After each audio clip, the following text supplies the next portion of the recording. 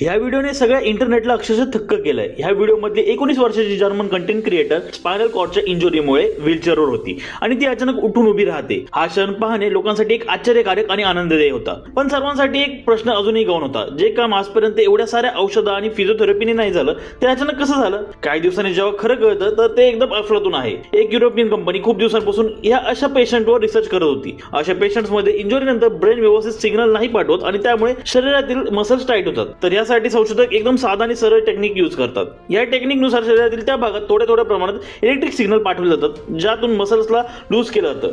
तरी पण ह्या टेक्निकमध्ये एक प्रॉब्लेम तर होता की शरीरातील वेगवेगळ्या भागात एकसाथ इलेक्ट्रिक सिग्नल कसं पाठवायचं। त्यासाठी यांनी एक भन्नाट कल्पना लावली। मौली नावाचा एक सूट तयार केला, ज्यात 58 इलेक्ट्रोड ठेवले जातात, जे बॉडीतील 40 वेगवेगळ्या मसल्सला टार्गेट करतं आणि इलेक्ट्रिक सिग्नल पाठवतात। त्यामुळे इमली फक्त उठून उभी नाही तर ती आता चक्क एकटी वॉकला पण जाऊ शकते।